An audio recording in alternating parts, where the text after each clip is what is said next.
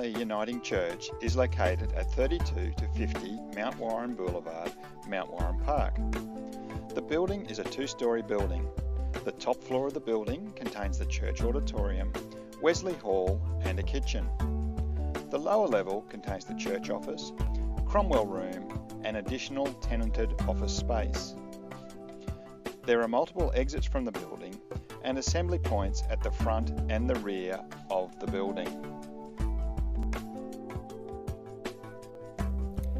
This safety presentation is based on the requirements of the Queensland Building Fire Safety Regulation 2008.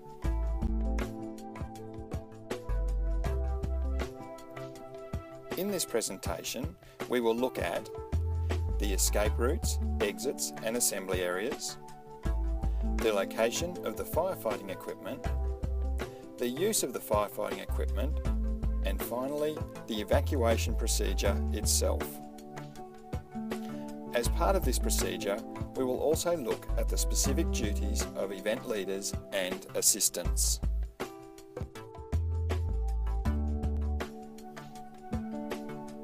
A full version of the Beenleigh Uniting Church's fire and evacuation plan is available from the office for perusal upon request.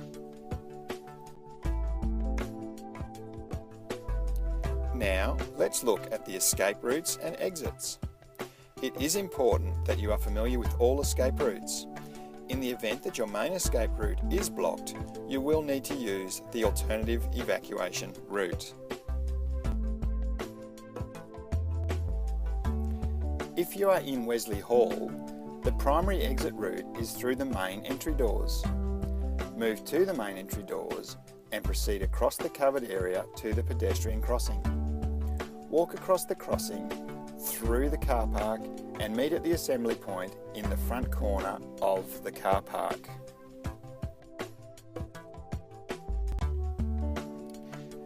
If the primary exit route is blocked, the secondary evacuation route from the hall is via the door leading to the kitchen. Occupants should move quickly to the door and turn right. Proceed along the breezeway to the exit door and move down the steps. Follow the path back up to the car park. Move across the car park to the lamppost at the front corner, which serves as the assembly point.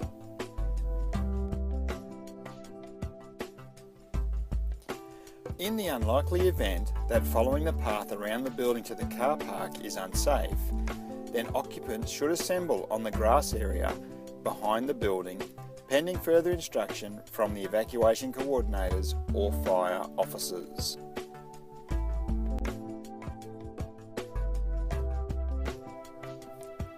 Once occupants have been moved safely to the assembly point and the roll call completed, occupants are to wait for further instruction. Under no circumstance is anyone to re-enter a building until the all clear has been given.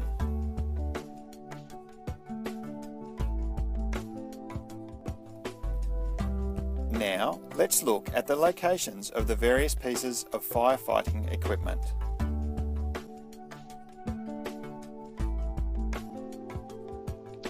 On the upper floor, there is a hose reel in a cupboard in the overflow area between the auditorium and Wesley Hall. A dry powder fire extinguisher is located in this cupboard also. There is a dry powder fire extinguisher in the sound desk. A further dry powder fire extinguisher and a fire blanket are located in the kitchen. If required, a first aid kit can also be found in the kitchen.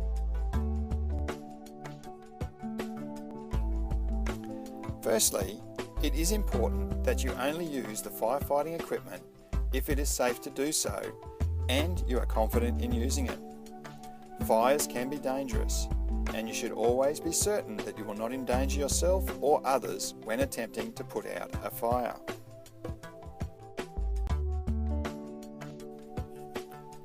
Fire hose reels are easy to use and provide a virtually unlimited supply of water.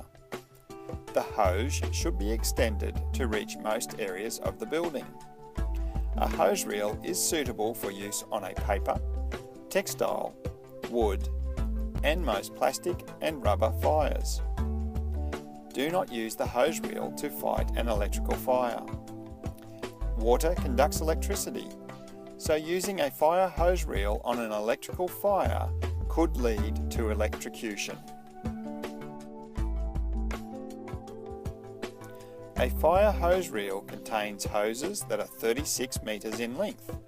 They are rolled onto a hose reel drum for quick and easy operation.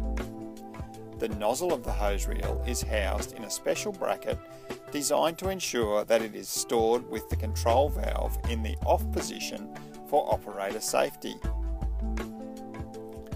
Hose reels should not be used to extinguish fires involving equipment connected to an electrical power supply.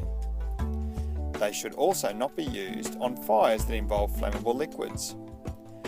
Burning liquids will float on the surface of the water, and this may contribute to the spread of the fire. To operate a fire hose reel, turn water onto the hose reel by operating the control valve. Remove the nozzle from its bracket and proceed to a safe distance from the fire. Turn the water on by operating the nozzle. Direct the water at the base of the flames. Extinguish the fire by using a sweeping action. When you have finished with the fire hose reel, return the hose and nozzle to its original stowed position.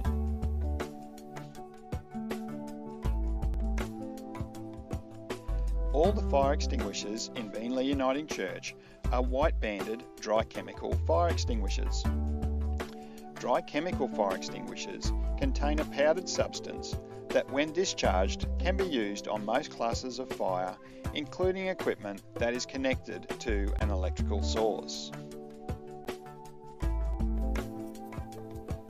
To operate a fire extinguisher, remember the PASS acronym.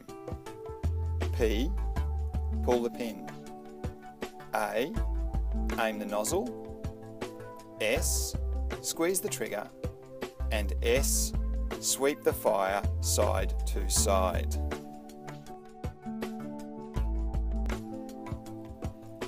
Pull the pin.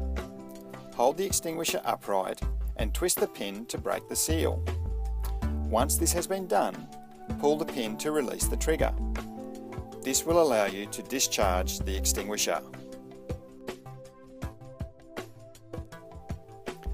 Aim the nozzle. Before approaching the fire, it is a good idea to test the extinguisher first. Once this has been done, aim the nozzle at the base of the fire. By doing so, you will hit the fuel source. If you aim at the flames, the powder will fly right through the fire and have little or no effect at all. Squeeze the trigger. Pressing the two handles together will release the pressurised extinguishing agent in the extinguisher. Sweep from side to side. Start using the extinguisher from a safe distance away and then slowly move forward. It is important to continue to sweep the fire until the fire is completely out. Once the fire is out, keep an eye on the area in case it reignites. Fire blankets are used to put out fires that cannot be extinguished with water alone, and to save people whose clothing may be on fire. Fire blankets work on fires which are being fueled by ordinary combustibles such as wood or paper, by flammable liquids like oil or gas, and by combustible metals including magnesium and titanium.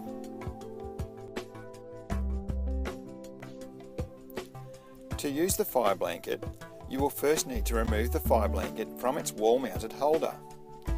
This is done by pulling the two tabs at the bottom. Unfold the blanket so it is completely opened. Hold the fire blanket with your hands wrapped in the top edge of the blanket. This will protect your hands from the heat and flames.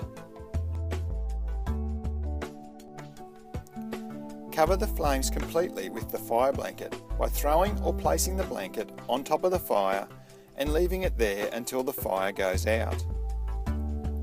Let the fire blanket cool completely for 30 minutes to an hour after the fire is out.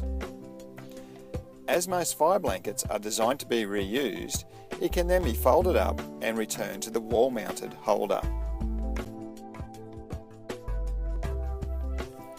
The final rule to remember if you choose to fight a fire is to always position yourself with an exit or means of escape at your back. You do not want to become trapped if something unexpected happens and you need to get out quickly.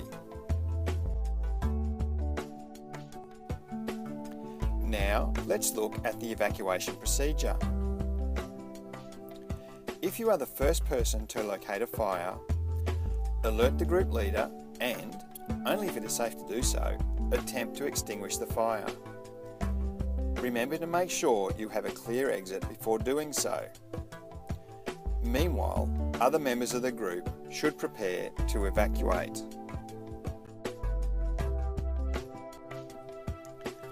On hearing an evacuation instruction, immediately cease all activity and switch off any appliances, equipment or machinery if it is safe to do so. You can then assist any person experiencing difficulty with the evacuation.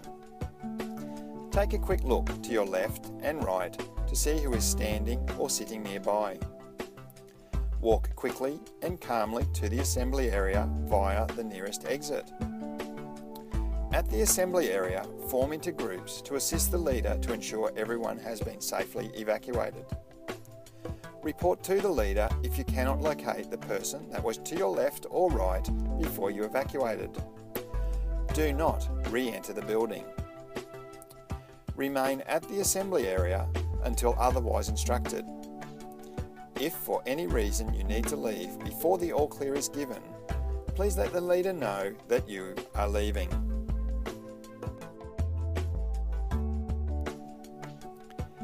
If you are the evacuation coordinator or the person leading an activity or program, there are additional duties to be performed as part of the evacuation process.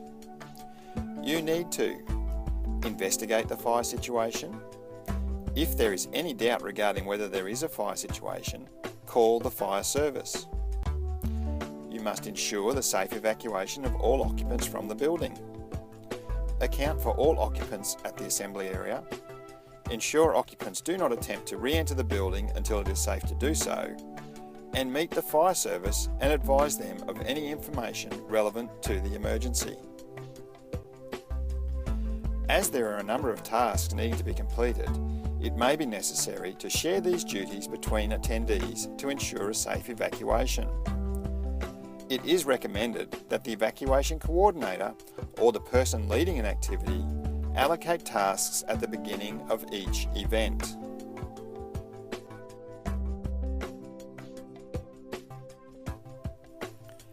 That concludes the Beenleigh Uniting Church's Fire and Evacuation Instructions presentation. If you have any questions about the information given in this presentation, please contact the church office.